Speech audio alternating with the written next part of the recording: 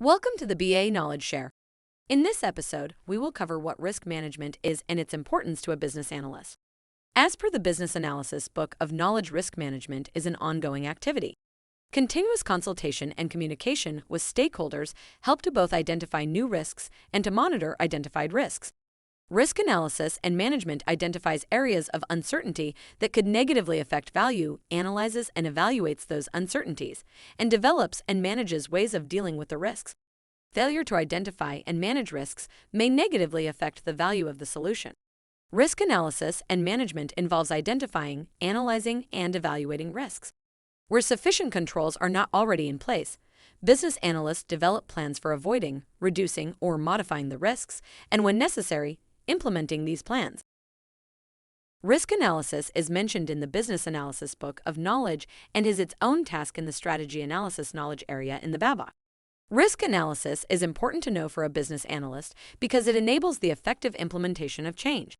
As an example, say your organization is looking to transition from fuel-based vehicles to electric vehicles. Some of the risks that you as a business analyst may identify are a risk of if the electric pumps are not set up properly, they could cause a fire, thus causing damage to the vehicle and financial losses to the company. So how do you effectively conduct risk analysis as a business analyst? Step 1. Identify your organization's risk tolerance. What this means is that organizations accept different levels of risk depending on their risk attitude. The risk tolerance, appetite, and threshold of the organization and its stakeholders must be fully understood, defined, and communicated. An organization may be risk-averse, risk-neutral, or risk-seeking.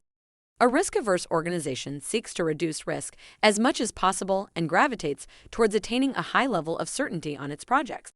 For risk-neutral organizations, the benefits of the risk response must be equal to or outweigh the costs. Risk seekers, on the other hand, accept low chances of success as long as the benefits of success are considerably high. Step 2. Complete a risk register to assess the risk. Bring your stakeholders together to assess the risk using a risk register.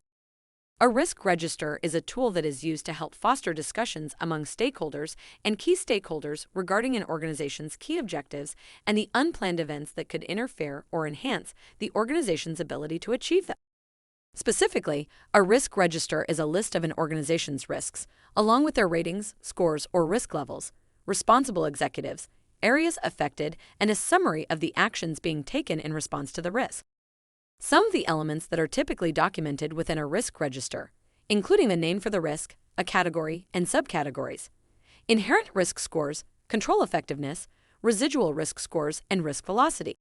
Risks also usually have a rank showing their relative priority and include a summary of the action plans assigned to them, as well as the areas of the business that would be impacted if the risk events were to occur.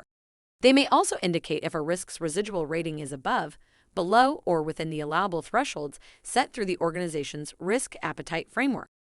Other important areas to consider adding to your register are the strategic objectives impacted, the risk treatment strategy to be followed, root causes, pre-event mitigations, controls, post-event mitigations and eventual consequences, qualitative and quantitative.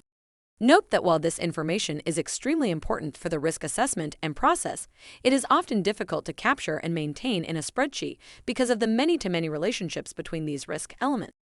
Step 3. Identify a response strategy or negative risks. There are 4 ways in which an organization may choose to respond. First is to transfer. The responsibilities of bearing the risk are transferred to another entity, usually in the form of insurance. Second is avoidance. The organization does all it can to ensure that the risk does not occur. Third is mitigation. The organization reduces the chances of the risk occurring and also identifies alternatives for reducing the consequences. Fourth is acceptance. When there's no way to avoid, transfer, or mitigate a risk, the organization accepts that there is nothing that can be done and makes no effort to deal with it. For positive risks, opportunities, there are 4 different ways in which an organization can respond. Acceptance. The organization chooses to accept the opportunity once it lands. Exploit. The organization actively takes steps to ensure that the opportunity materializes. Enhance. This is the exact opposite of mitigate.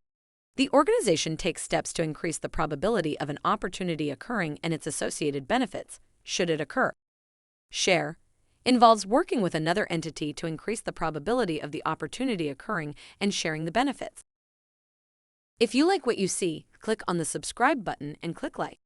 Visit us on our website at BAknowledgeshare.com.